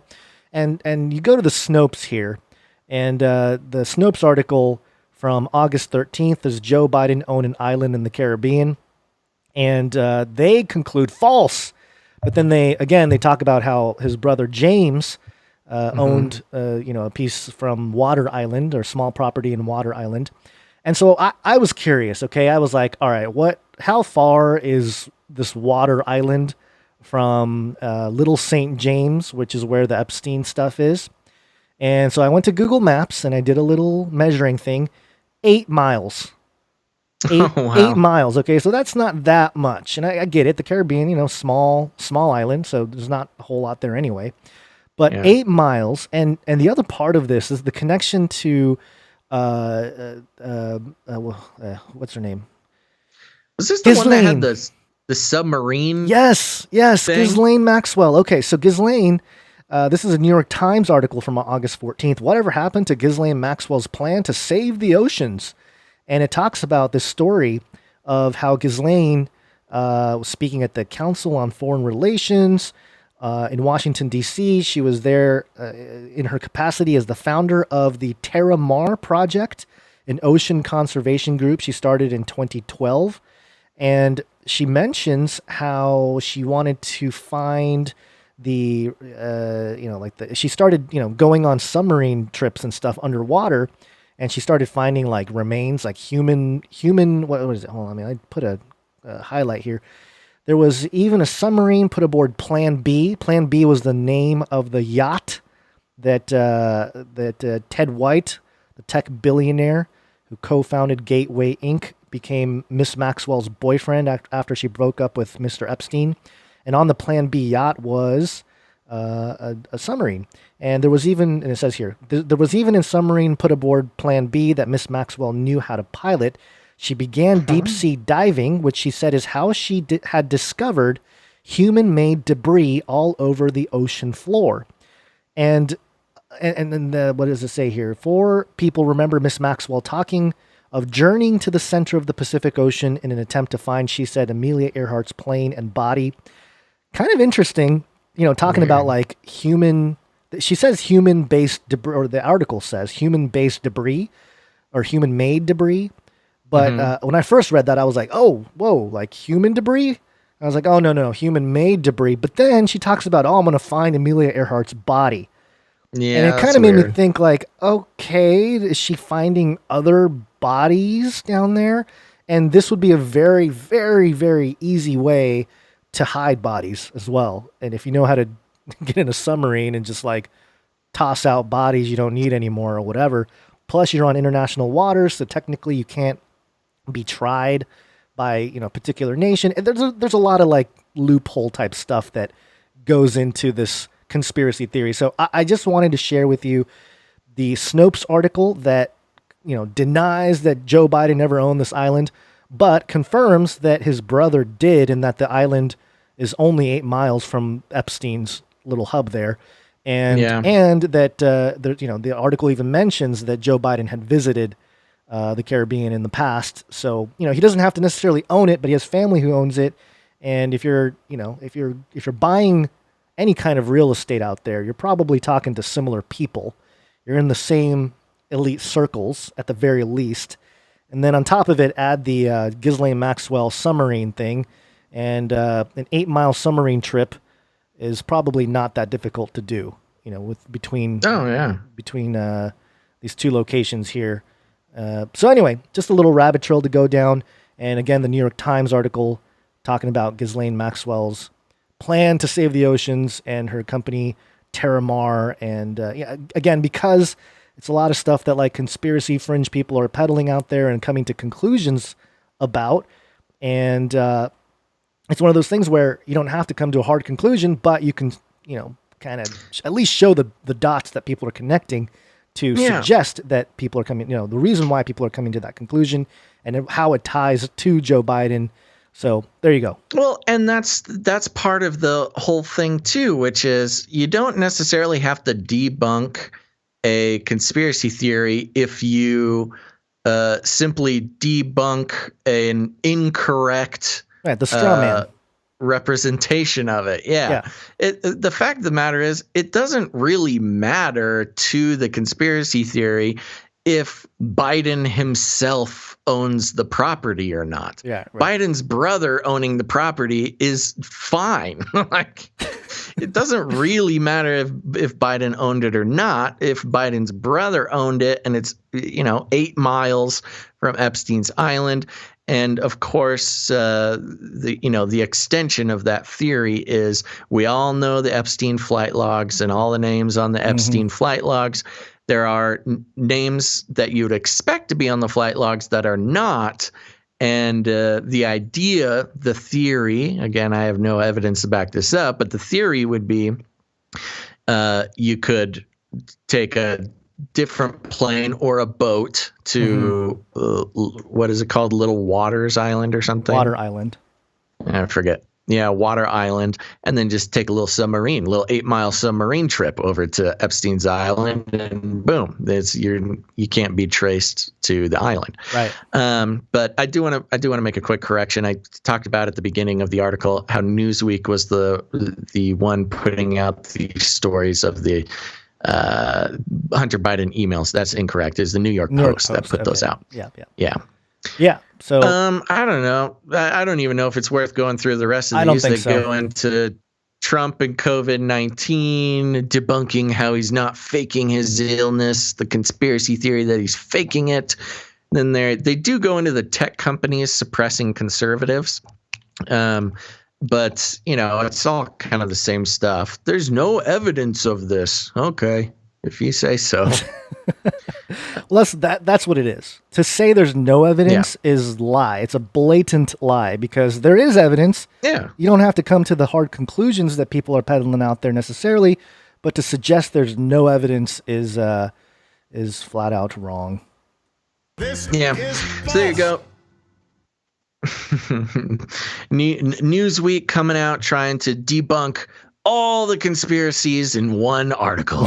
And good job, Newsweek. They didn't do a great job of weak it. Sauce. Newsweek sauce. But just more examples of how, quote unquote, debunking conspiracy theories at this point is just misrepresenting them and then saying that misrepresentation is false. Now, before we get into a quick break here, because I know we're short on time, I was mentioning to you that I think Biden's going to have to step down, and you're like, nah, I think he's going to be able to get through the election. He's not going to step down. I don't know, man. It'll be interesting if he steps down. No way, Jose. Why would he even step down? He doesn't think he did anything wrong. Yeah, but then if it gets really bad, if like really hard evidence comes out, it'll be I don't know. I can see it happening. The way everything's happening, the way Kamala kind of shut down. Oh, I got a coronavirus positive test. I'm going to shut down until next week. Whoa, right. Hey, lady, the election is in a couple weeks. Why are you shutting it all down? Kind of weird. But anyway, because she knows she doesn't have to campaign. What if she steps down? Nobody's stepping down. That's crazy talk. Okay. Nobody's stepping down. Okay, I'm going to go out on a limb. I don't mind if I'm wrong, but it's okay. It's just one of those fun things that we can a friendly bet. Little $1 bet. $1. $1, Basil. That's fine. I'll take that. Okay. $1 bet. That's the easiest dollar I've ever made. Okay. Right. Gonz, you know what I want to do? You want to look at some art? Is this what you're I want to look at some art. Ooh. Let's do it. Please. That's right, folks. We have producers and talented artists that are creating art based on the show. And we need to look at some of it and enjoy. Yes. You want to go through these? You want me to go through them? I want you to go through them. Okay. So we have producers of the show. You are listeners. And but some are producers. And, Basil always gives a spiel about producers, but I'll let him do that in a moment. The spiel is waiting. We're going directly into art. We're just going to start with the art here, change it up a little bit, a little left hook. And we have some great producers who send us awesome art, and we'd like to show them to you here. The first one comes from 88, and he is one of our prolific artists here. And this is, you want to go ahead and describe? Yes, this was a funny one. So this was from last episode. I was trying to tell people to leave ratings and reviews because it's like mind control for the algorithms. And 88 jumped on it, and here we have there's me as a canary on the left. We got Gons as a canary on the right, and we've got full-on MK Ultra hypnotized eyes. Swirly eyes. I got a little speech bubble that says it's like mind control for algorithms. And we've got some monarch butterflies flittering around, representative of MK Ultra and Project Monarch or Monarch Project, whatever it's called. Let's see. And Gons, you're holding a little brain that has a sad face on it. And it says, we need to ring Dr. Johnny Bananas. Bananas. Yes, which we'll talk more about later. And of course, we've got our computer monitor there that says CCIA. That's the Canary Cry Intelligence Agency. Yes. And as always, very good, 88. You've got a beautiful mind. Wow, that's quite the compliment.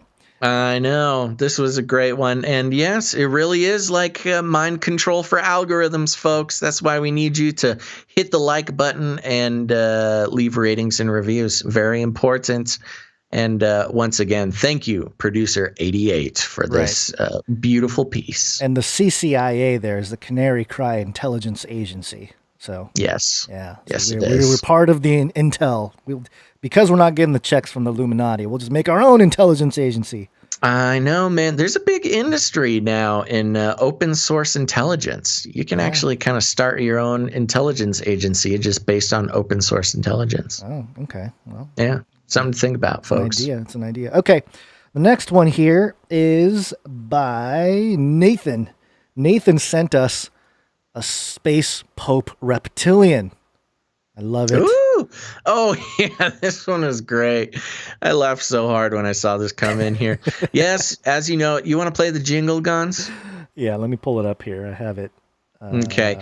Yeah, so Space Pope Reptilian, originally from Futurama clip there, but it's just a good reminder that the reptilian overlords are still in control in all facets of life here on Earth. And this beautiful rendition of the Space Pope Reptilian, it's a real dragon alligator looking guy. He's got his Dagon hat on that has a dead fish on it, so you know it's Dagon. He's holding a staff that has a floating UFO sort of built into the structure there. And he's got his papal robes, and he's my favorite part. So you know it's a space Pope Reptilian and not an Earth-based Pope Reptilian. Is he's wearing like a classic fishbowl space helmet, but there's nice little holes for his big gaw to come out, and he's got horns coming out the side. Really beautiful piece. This was Nathan, you said? Yes, Nathan. Has Nathan sent us anything before? I think so. Yeah. Okay. All right. I'll have to go back and look at the rest of Nathan's pieces. But this is very funny and a great candidate for shirts over at the Canary Cry merch perch. We'll need to put the Canary Cry Radio logo or something on there so people know. But might have to put a title. Space. Sorry, play it. Space Pope Reptilian. There it is. That's right. Very good, Nathan. Thank you. What's next, Thank you, Nathan. Next one is from Yvonne, and this is the social media musical chairs. And you have 3 different chairs here: the truth chair, the politics chair, and the official narrative chair. And you have 3 people, each wearing a T-shirt. One's wearing a Twitter shirt, one's wearing a YouTube shirt, and one's wearing a Facebook shirt. And they're all just dancing around the musical chairs. Yeah. And that's Jack Dorsey and Susan Wojcicki and Mark Zuckerberg. That's right. And let's see here. There was a great email that had some great explanation. I mean, not that we need explanation, but they put it well in the email. Social media CEOs, Jack Dorsey, Twitter, Susan Wojcicki, YouTube, and Mark Zuckerberg, Facebook, playing musical chairs over what they find more important than the truth after the truth chair has been removed. What are they going what are they going to be about now since they removed truthers, so-called conspiracy theorists, people who question things? What gives them the right to, or what are their credentials to know what the truth is? Are they trying to protect the public from different aspects and viewpoints? Which chairs will they sit on? They were once just a platform. Now they seem very involved in deciding which content can be presented. And this is from prolific artist Yvonne. Thank you very much, Yvonne. Very well done. Very well done. Yeah. There's Mark Zuckerberg saying this. I am not capable of hatred. He's not. It's true. Can't you see Just it look in at his him. face? Yeah, he's just very honest. It's beautiful. Thank you very much, producer Yvonne. Thank you, Yvonne. Speaking of Mark, we have another piece of art from Mark. I'm sorry to lump you in with Zuckerberg there, but don't make that. I'm going to do that because we made a joke about my hair. And that's getting a little long, and I'm getting my Tsoukalos hair. So he got, I guess it's like my face. Although I don't know. It's an interesting blend of Gons's face. Yes, it's a deep fake of Tsoukalos and Gons with the hair. He's matched the hair. And it's in meme form, the classic Tsoukalos meme. He says, but it's Gons. He'll say, I'm not saying it was the Nephilim, but it was the Nephilim. Classic Gons. Yeah, I don't know if this one I'm not going to show the wife. Because then she'll really she'll have nightmares. I don't need that from her. Great Photoshop job. Yeah, though. good job, Mark, producer Mark. And not to be outdone about my hair, apparently, is Allie, producer Allie, Gazzle and Bonds in the chat, and she has the hair off. The finals is what she said.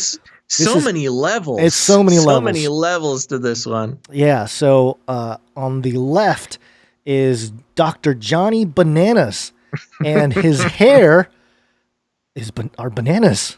Yes, his hair and his mustache and his goatee and his tie are all bananas. I gotta say, I went looking for a picture of Dr. Johnny Bananas. I couldn't find one, but this is exactly what I pictured him looking like. It kind of looks like Shaggy from Scooby-Doo. You put Shaggy from Scooby-Doo in a suit with bananas for hair. I was more thinking Bob Marley with banana dreads. Yeah, it's got a dread vibe for sure. Yeah.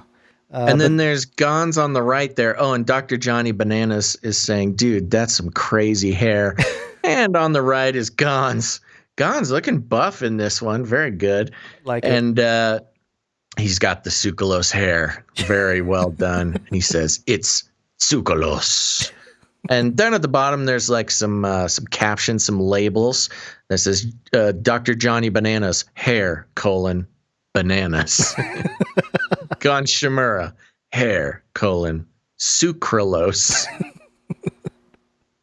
Yeah. Very good, Allie. Good job. Oh, man. I'm glad Johnny Bananas made it to the art section of the show today. Yeah, and it's actually, the caption for me is I'm saying it's Tsoukalos. Yes, you're correcting the label there. Yeah, very good. Very good job, Thank you, Allie. producer Allie. She is Gazzle and Bonds in the chat and the youngest known producer of the show. Always glad to have your work. Yes. Anything else, Gons? That's it for the art. And I don't think we had any jingles.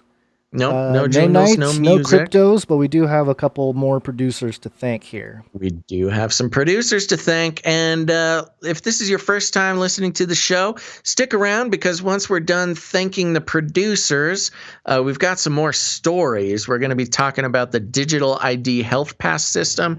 We're a little tight on time, but we also have As the Days of Noah, or the Noah Cyris song that just came out. Beautiful song, but it's got some weird lyrics that are going to be important to take a look at. So stick around. But first, we want to thank some of our producers. And if you're new to the show, hey, what do you mean producers? This is a podcast. Isn't that just what 16-year-olds do to stream gaming and whatever? No, it is indeed a big project we do over here. And we've been doing it for a while, but this year has really given us the opportunity to step it up. And including in the stepping up process, we have switched over to the value for value model. What does that mean? That means we create as much value as we can. We do this show. We do it 3 times a week. We're pretty consistent, and we like to think we do a pretty good job.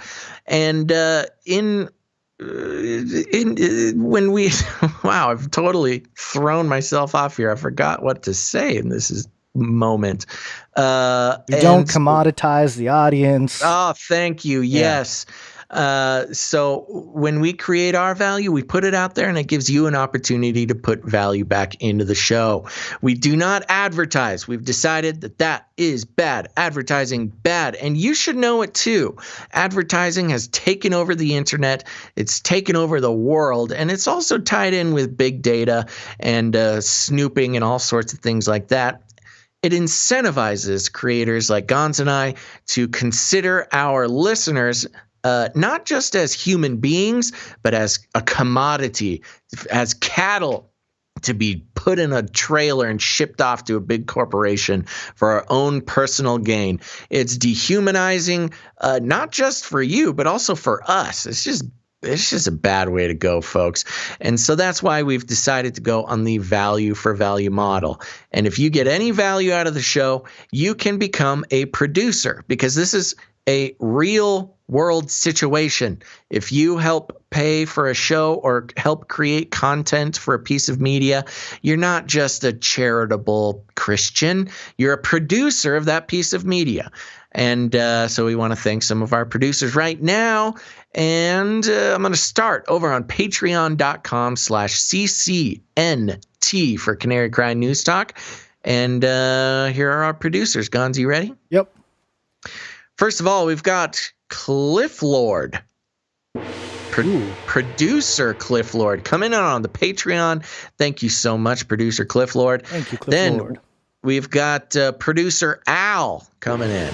Thank you very much. Producer Al in the house. Al Capone? Yes. The Al Capone. The Al Capone? Yes, it's a conspiracy theory we don't touch on very often, but he's alive and he loves the show. He's a producer. Oh, thank you, producer Al. Next, we have producer Bear the Cross. Thank you. And Bear. Okay, yeah. All right, never mind. Okay. Next, Go ahead. You got a thing? I got a thing, but it wasn't a thing. Okay. Next, we have new producer Ruth. Thank you very much, producer Ruth. Thank you, Ruth. I've been losing control of my VR hand today. All right, so that's all the producers for the patreon.com/CCNT for Canary Cry News Talk. And that brings me to my next subject, which is CanaryCryRadio.com/support. CanaryCryRadio.com/support. That's right. CanaryCryRadio.com/support is another great place to become a producer. If you don't like Patreon, that's okay. That's why we have CanaryCryRadio.com/support. We've got PayPal options. You can come in with a monthly producership. Not a whole lot of monthly producers coming in recently, but that's okay, because there you can also come in with a one-time producership in any amount. And that's for those producers who, are a little scared of commitment there. That's okay. So over there on PayPal, who do we got coming in, Gons? We had Spears Desert come in. We'll mention the level here, $75.33. Yes, the Trump tax mixed with the 33 producership. Thank you, producer Spears Desert. Spears Desert, thank you. And we also had producer Brandon. Producer Brandon. He is the executive producer of the show. He is the executive producer. Thank you very much, producer Brandon. I missed that one. That's a nice little surprise. Yeah. Thank you, executive producer Brandon. Yes, thank you very much. We appreciate it. And again, you can always send your talent to CanaryCryRadio@gmail.com if you have art, if you have jingles, music. We all want to hear it. We want to see it. And that's right. A lot of opportunities, not just to produce with your finances, your treasure, but also to produce with your talents, whether you're a musician or a sound editor or an artist or whatever. We even had somebody send in a picture of a Lego sculpture they made of Flippy one time. So really, wherever your talents lie, you can help produce the show. Yeah, absolutely. And a quick thank you to That Night Wind, as she continues to drop timestamps for us for the YouTube channel here. So thank you very much. Thank you very much. Very important. Canary Cry merch perch is something to go check out from producer Dust.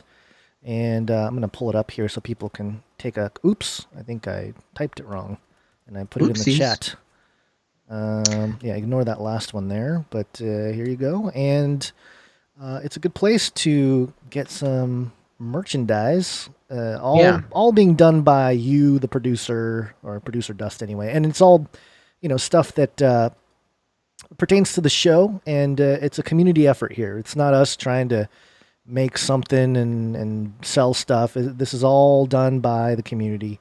Yes, and the Canary Cry merch perch, all merch is sold at cost, and you have an opportunity to tip the webmaster, tip the artist, or tip Gons and myself. So it's a real community effort, and it's a affordable merch opportunity for people. Yeah. It's a real family business around here.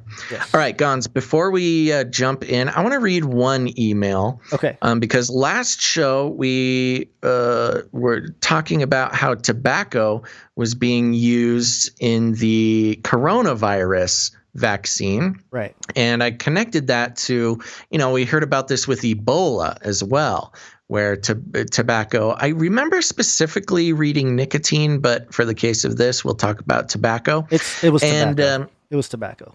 It was not nicotine. Go ahead. Okay. And, here's the thing. And I made a call out because I knew these people exist. A lot of people, a lot of professionals and very experienced and, hardworking people listen to this show. And that includes all sorts of things. I have another email from another maritime safety advisor. I'm going to save that for next show. Thank you for the email. But I wanted to read this email in response to my questions about what in the world tobacco has to do with vaccines. And here we go. You are wondering about why tobacco keeps coming up in vaccines. I'm reading the email now. Here's my input as a PhD microbiologist with 25 plus years of professional experience. It is actually pretty simple. Due to all the money that cigarette companies poured into studying the tobacco plant over the last 100 years, mostly in order for them to maximize tobacco production and minimize losses to pests, etc., it is one of the most widely studied plants in the world. One of the main things that has come from all the research is ways to effectively genetically manipulate tobacco plants and to propagate it in the lab. Again, initially done to make the tobacco production more efficient, drought and disease resistant, etc. There was huge amounts of money to be made, even with small advances. This knowledge has now been used to make tobacco a workhorse plant factory for producing a range of small molecules. enzymes, nucleic acids, etc. It is a lot like how they have genetically modified goats to produce spider milk protein in their milk, or cows to make insulin for people with diabetes in their milk. Using engineered tobacco plants can be mass-produced and more cheaply grown than animals, plus it doesn't trigger PETA folks, and the processing to recover the enzyme or other product is usually simple. So it is not something extra special about tobacco per se, at least not to my knowledge. And of course, it is not about smoking or otherwise consuming tobacco. Hope that clears it up a bit. A great example of man harnessing nature for the greater good, regardless of what you think of vaccines. Blessings. And this is from Mark, producer Mark. I don't know if it's the producer Mark. Maybe it is. But this is another producer Mark. So thank you very much. Is it the producer Mark? So. Yeah, I think I was looking at the email. Cool. Yeah. So there you go. That actually makes way more sense than any ideas that I had. The fact that, of course, more money would have been put into studying tobacco than any other plant in the world, maybe aside from now money going into study marijuana or something. Right. But I guess you can just turn tobacco, or you can genetically manipulate tobacco to create, tiny little molecules within the plant that you can then use for manufacturing all sorts of things. Yeah, it was very good. I was very not impressed, but I don't know, just thankful. Well, I was impressed. Well, I was just thankful for the note. People that have a lot more experience, hands-on with their profession, giving us insight rather than us just like speculating on what's going on with certain things. So. And I've got another email I'm going to read next show just for sake of time today from another producer with some very interesting information that I think everybody will find valuable. Very cool. I know you're short on time, Basil. Do you want to skip one of these and go straight to the...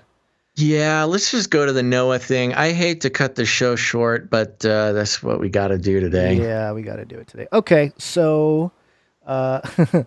let me play the jingle to get us into this this final story here. But as the days of Noah were, so shall also the coming of the Son of Man be.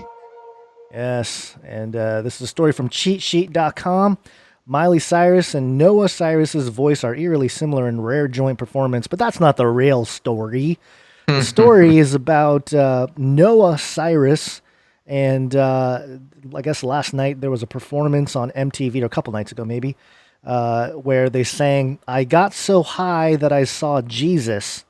And it's on an album by Noah called The End of Everything. Yeah, and just for context, for those who might not have it, you've heard of Miley Cyrus. You've heard of Billy Ray Cyrus, his daughter Miley Cyrus. Don't break my heart.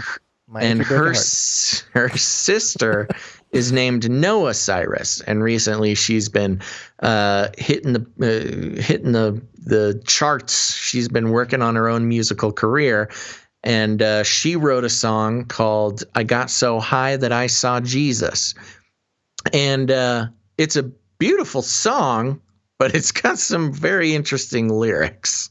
Yes, and I'm scrolling through the video here, which was actually published back in March. March 20th was when the music video was published, and it's got 3.5 million views. And a couple of the lyrics that are interesting here. Okay, so they talk about the rivers running dry, how pretty soon there won't be any water left. Sounds like climate change. To turn to wine, like a drunkard at the wedding, blindly raising Armageddon, so I'm getting high. Interesting. I got so high. Go ahead. Oh, I was just going to say you've got Armageddon in there. You've got climate change. You've got Jesus. No water left to turn to wine. Right. And the chorus here, "I got so high that I saw Jesus. He said it's all going to be okay. You just need me in your heart. Tennessee whiskey and love. I got so high that I saw Jesus, Jesus." And this is the line that was very interesting. "Yeah, Joseph lost his job to a machine. And Mary lost her mind to lines of code. You can't see. And if the angels or the AI are going to burn this whole thing down, Well, I'm going to burn one down right now. Yeah, a lot of references there. You've got Joseph. You've got Joseph losing his job to a machine. So you've, of course, got the Flippy update there. You've got Mary, who lost her mind. Lost her mind. You can't see. To lines of code you can't see. So you've got maybe some social media or maybe some gaming or something in there. Just all the social problems. Engineering, maybe. Yeah, social engineering. And then lastly, if talking about angels and or the AI burning things down. Well, I'm going to burn one down right now. I guess she's talking about... Yes, and then she gets high again. Yeah. So, Noah, I don't know if you listen to the show or not. Your lyrics sound like you might be a listener of the show. Just reach out. Just reach out. We can we'll give you some more lyrics, some more crazy things to put into the song. But yeah, and one thing I noticed about the song, Gons, was it kind of sounds like a worship song. It's got a similar vibe and chord structure to like your classic sort of current worship song. There's some familiar sort of beds and harmonies that, it sounds like it's almost like a Hillsong worship song or something. Right. Which, of course... the structure of a Hillsong song is a very popular, very specific and very popular, right? Yeah. So, what do you want to do? Are you trying to reach out to Noah to find out if she's woke? No, I'm just inviting if she listens to the show. I mean, it sounds like she's singing about a lot of stuff we talk about. And it would be interesting to know if she got any inspiration. Noah, if you're listening, or really anybody from the Cyrus family, go ahead. Send us an email. Noah Cyris is 20 years old, so not even drinking age, but she's singing about Tennessee whiskey. Well, yeah.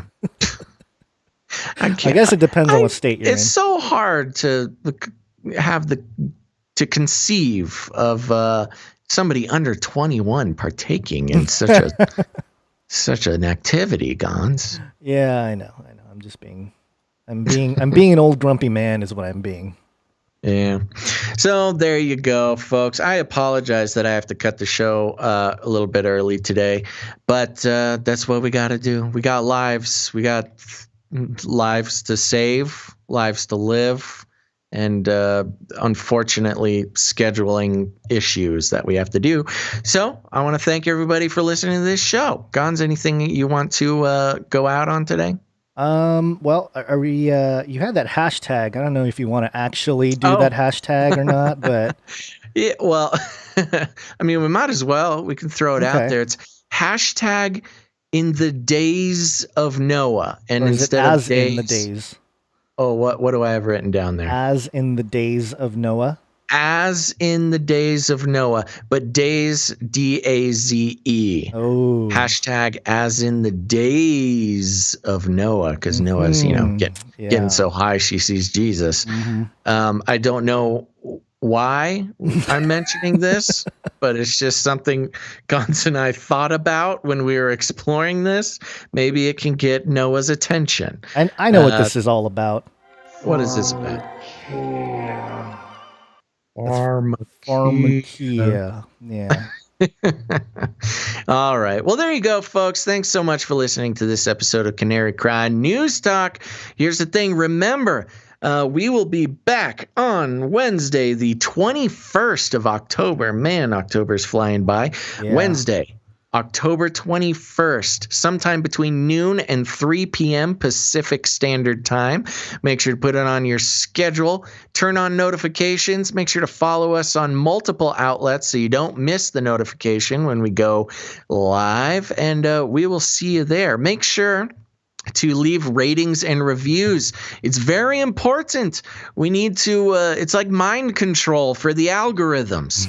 If we get enough ratings and reviews coming in on a daily or weekly basis, then it convinces the algorithms that we're doing a show worthy of sharing with people that have never heard of the show before. So please, here's what you do. Bing it or Google or DuckDuckGo, whatever your search bar of choice, start page, Ask Jeeves.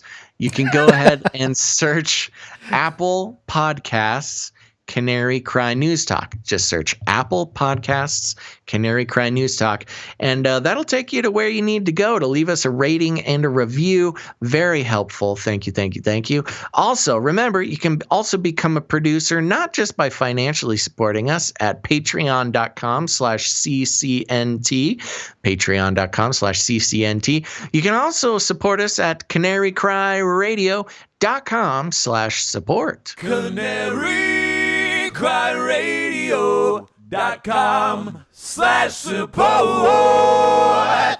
That's right. CanaryCryRadio.com/support. We got PayPal options. Remember, we're going to need some producers for Wednesday's show. So please consider if you've been rattling around the idea of supporting the show, let this be your week. Wednesday, the 21st, sometime between noon and 3, we'll be doing another show and thanking you brand new producers. You can also help produce the show by creating content that's art, Space Pope Reptilian, or whatever you want to do. Pick something related to the show, and if you can express it in the beautiful visual arts, you can send that to CanaryCryRadio.com/support. No. That's wrong. Send that to CanaryCryRadio@gmail.com, and we'll have another art exhibit on the next show. Now, if you are a musician or you have the ability to edit sound in one way or another, you can also create jingles for the show or create songs. We'll be playing the Canary Cry mixtape at the end of the show. You don't want to miss that, folks. Stick around. The chat gets rowdy during the mixtape. But if you're a creative person, make something show related, send it in. We'll put you on the show. And you are a producer. That's right, because you're helping the show get made. We can't do it without you. Okay, lastly, here's the thing, folks. You can help out the show by sharing it with your friends and family that are starting to wake up to realize that the world is not what it seems. I know, it's crazy. Some people are starting to wake up all on their own. And if you know one of them, send them a show. Send them this episode. Send them a different episode. Whatever you think will speak to them. You can also share it on your social medias there. Whatever you can do to help spread the word. We are happy to aid those people starting to wake up down there, that narrow path of truth that we are all on. So there you go. And if you need any other instructions, here's what you do. You just walk right up to them, you grab them by the cage, and then you shake it. The end of the world occurred pretty much as we had predicted. Aliens. I want to shake things up, stir up some controversy, rattle a few cages. Hey, stop that! You'll never silence me. I'm the last angry man, a crusader for the little guy. Leave the bird alone. Never. Rattle a few cages. Rattle a few cages. The human race will have every opportunity to improve. And if they don't? Ask Noah. Cyrus. That's right, folks. Just ask Noah. Now make sure to use the hashtag as in the days of Noah and tweet me. Tweet at me. You can follow me on Twitter at Basil_Rosewater. Follow me now. All sorts of good. If you're looking for a way to fight off the robots when the robot revolution begins, you're going to want to follow my Twitter account and make sure to hashtag as in the days of Noah. All right, folks. Again, we'll be back on Wednesday, October 21st, sometime between news. Oh my gosh. Sometime between noon and 3 p.m. Pacific Standard Time. I can't wait. I can't wait for it. I can't wait to talk to y'all again. Gons, any last words? You're going down, Olstein. Still on that mission. The crusade on that grind. continues. Maybe Noah could help us out with that. She would. All right, everybody. Thanks for listening to this episode of Canary Cry News Talk. Make sure to tune in next time. But until then, think outside the cage. Stop this progress before it is too late. Demonic power. Look it up.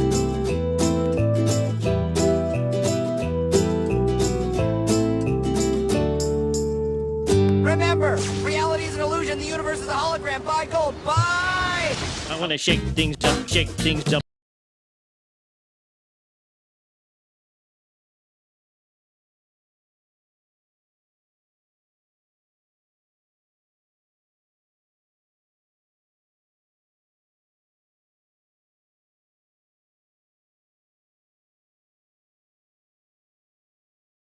Last angry man, a crusader for the little guy. Little guy. Well, we'll see about that. Whatever, Illuminati.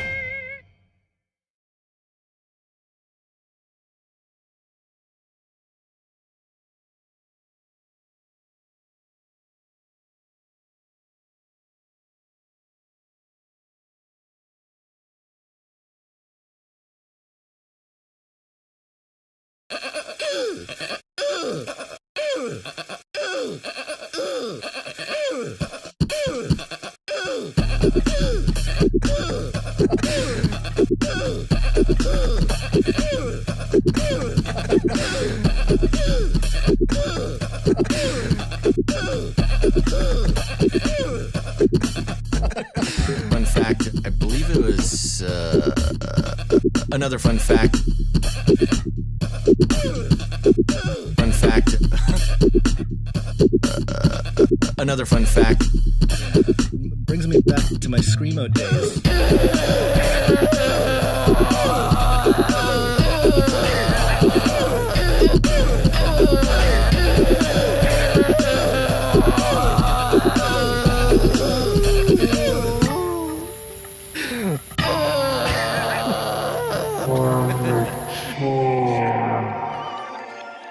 Do pot. That's where I started. Light up a huge blunt. A joint. Give everybody magic mushrooms. Smoke. The CIA, I mean, lots of intelligence agencies have tested secretly dosing communities. LSD. Psychoactive pills should be covertly administered.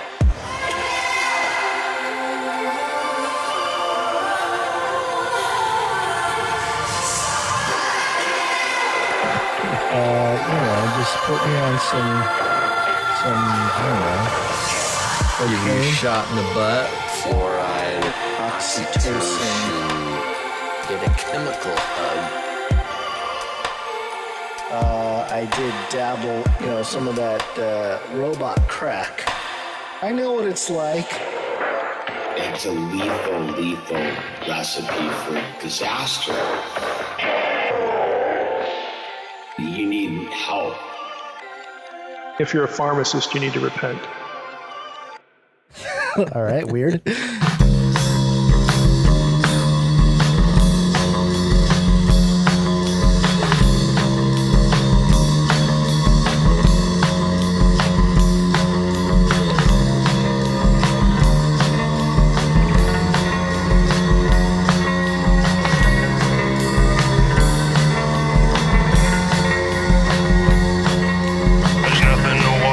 On my color TV, none of this news is what I want to see.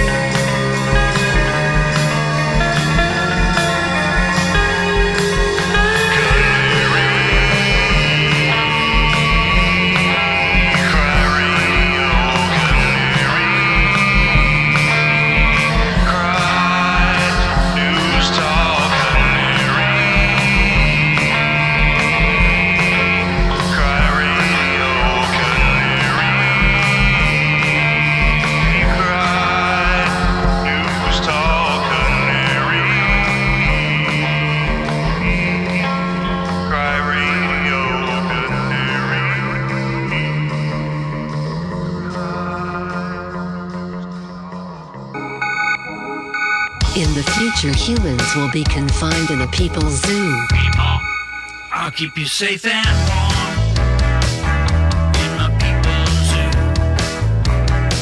I'll keep you safe and warm now in my people's zoo. You and you in my people's zoo. I'll keep the cameras on.